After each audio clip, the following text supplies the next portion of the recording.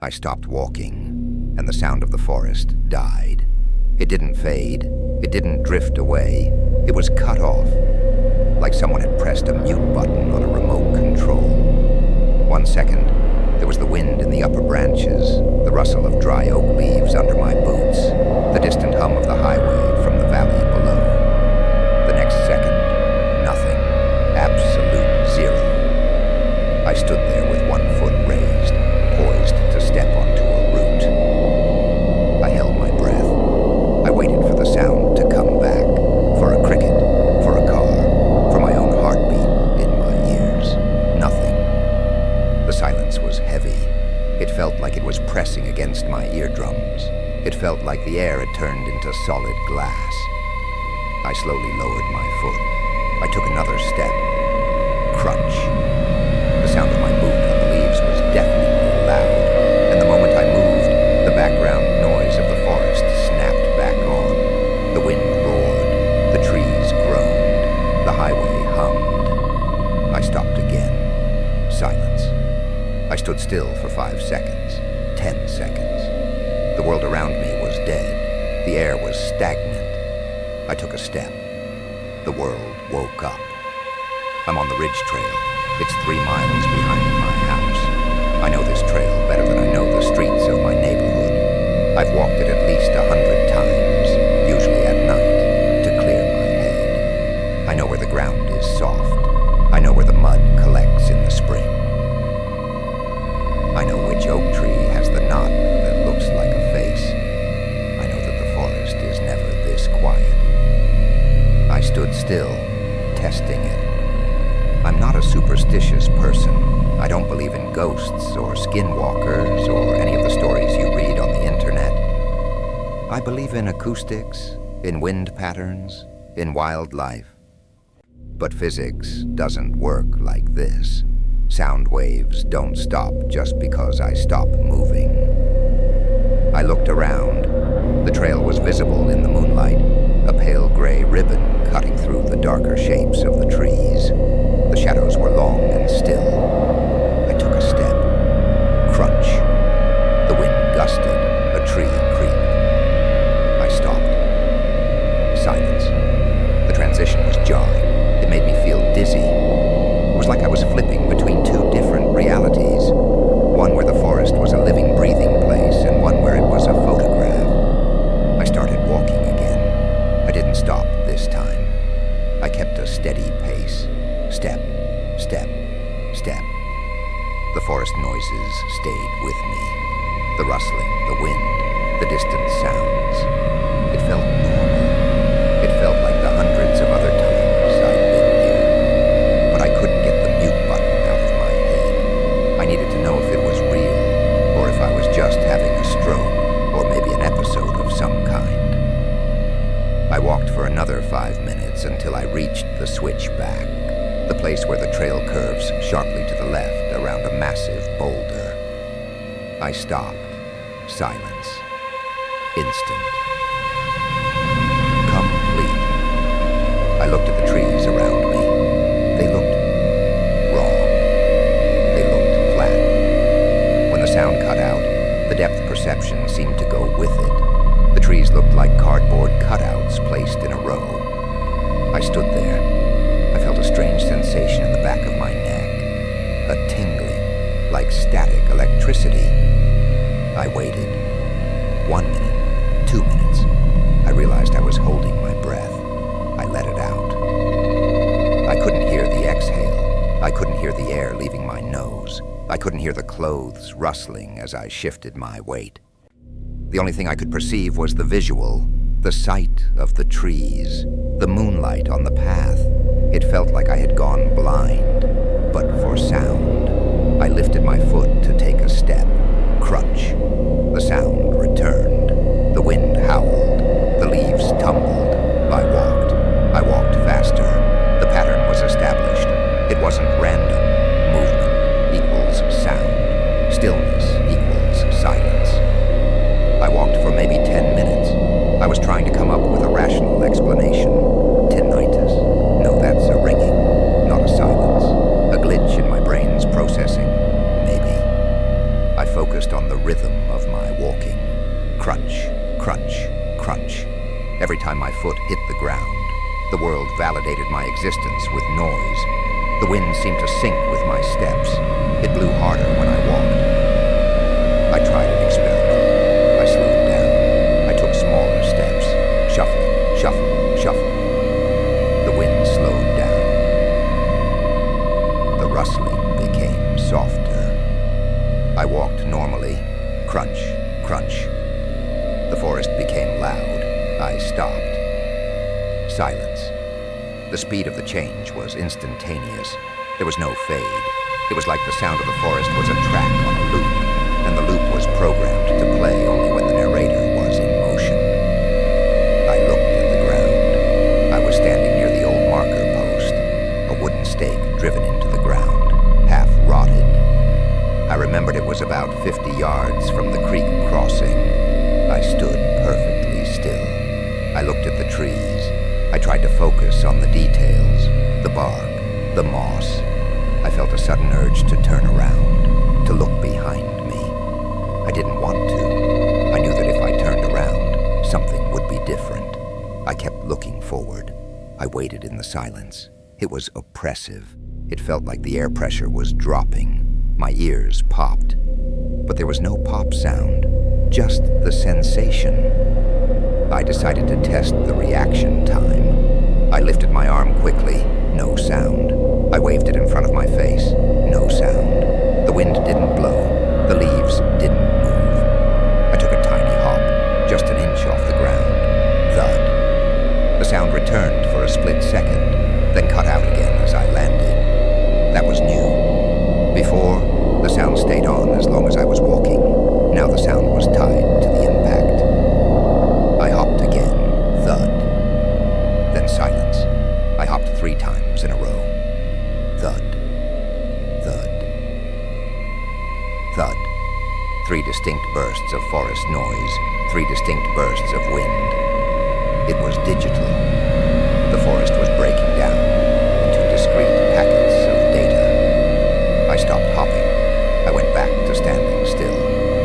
I looked down at my boots. I noticed something with the shadow under my feet. The moon was high and bright, casting a sharp shadow of my legs and torso onto the dirt.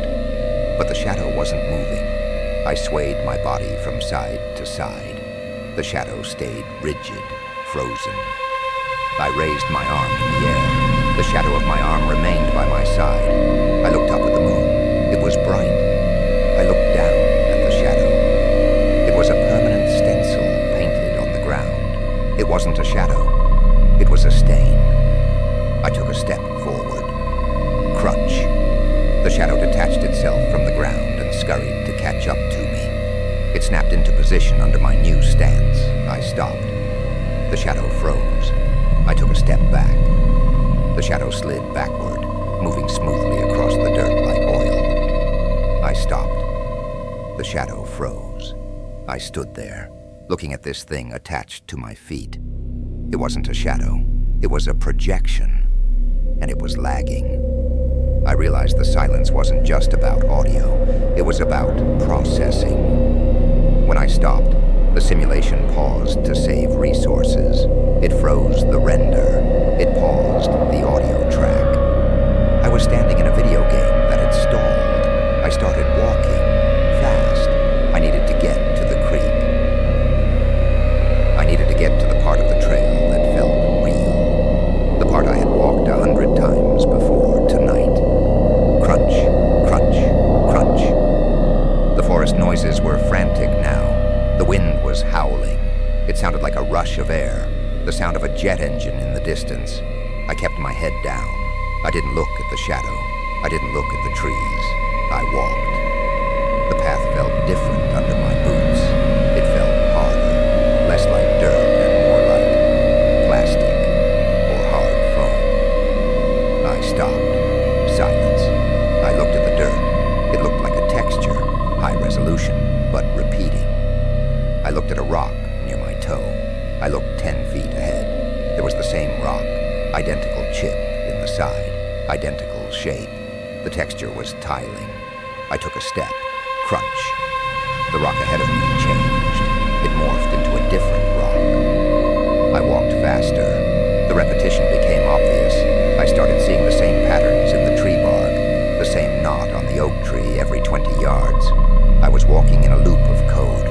I stopped. Silence. I didn't move. I stood in the frozen loop. I looked at the sky. The moon was a circle, a perfect white circle. No craters, no shading, just a white circle of light. I looked at the stars. They were dots, static pixels. I stood in the absolute silence. I felt the panic rising in my chest, but I forced it down. Panic uses energy. Panic requires movement. And I didn't want to trigger the audio yet. I wanted to see what happened in the pause. I focused on the periphery of my vision, the edge of the trail. I saw something flicker. It was at the tree line, about 20 feet away. It was a patch of darkness that was darker than the rest. It was vibrating, shimmering. I stared at it. It grew larger. It was like a burn-in on an old monitor, a dark spot spreading across the glass. I didn't move. The dark spot grew. It stretched out toward the trail. It was reaching for me. It wasn't an animal. It was a deletion zone. The world was unrendering around me. I took a sharp breath and took a step. Crunch. The dark spot vanished. The moon regained its texture. The stars sparkled. The wind howled. I started walking. I didn't stop. I realized now what the silence meant. The silence was when the other thing could get close.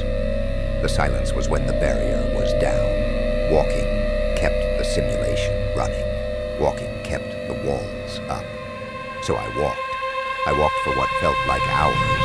My legs burned. My lungs ached. But I didn't stop. Crunch, crunch, crunch. The wind became a constant roar. It was deafening. It was the only thing keeping me company. It was the sound of the system working overtime to keep the reality generated around me. I knew I was close to the end of the trail. The parking lot was about a mile away. I tried to remember the landmarks, the creek crossing, the fallen log, the stone bridge. I didn't see them. I was just walking on a gray ribbon between black walls of trees. I didn't stop to check my map. I didn't stop to catch my breath. I realized the wind was changing.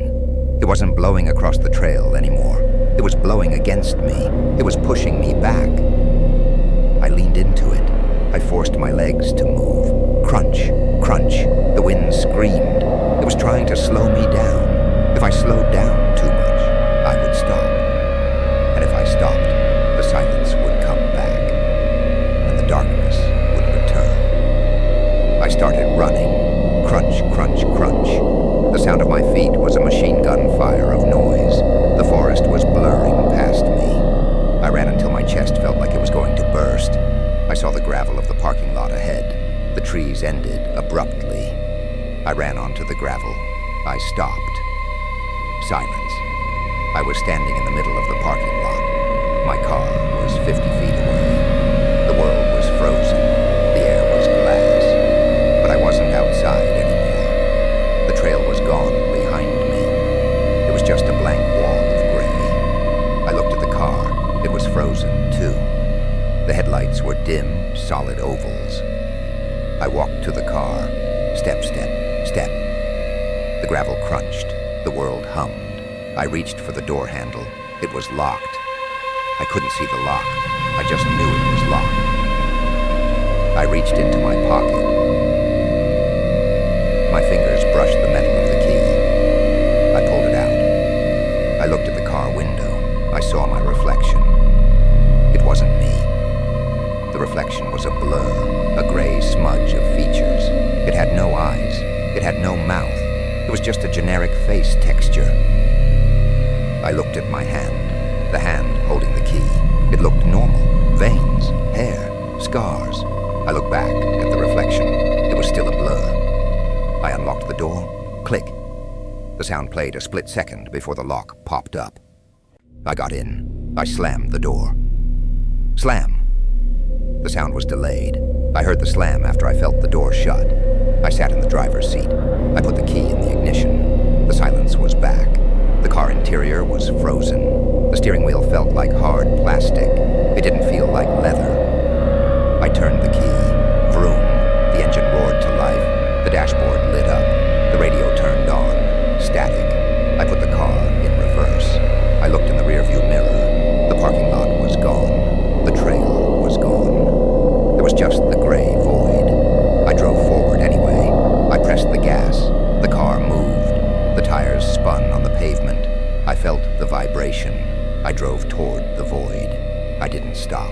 I drove for what felt like miles, staring at the gray nothingness through the windshield.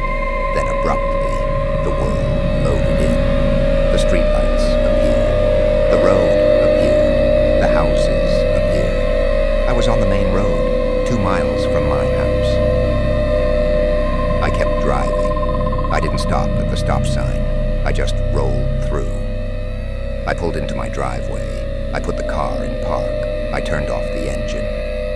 I sat there. I waited for the silence. But I could hear the engine cooling down. Tick, tick, tick. I could hear the neighbor's dog barking. Woof, woof. I could hear the crickets. I was back. I opened the car door. I got out. The air was cold. It smelled like night air. It smelled like damp grass and pine needles. I walked to my front door. I unlocked it. I went inside. I locked the door behind me. I stood in the hallway. I stopped moving. I held my breath. I listened. The refrigerator was humming. The floorboards were creaking as they settled. The sound was continuous.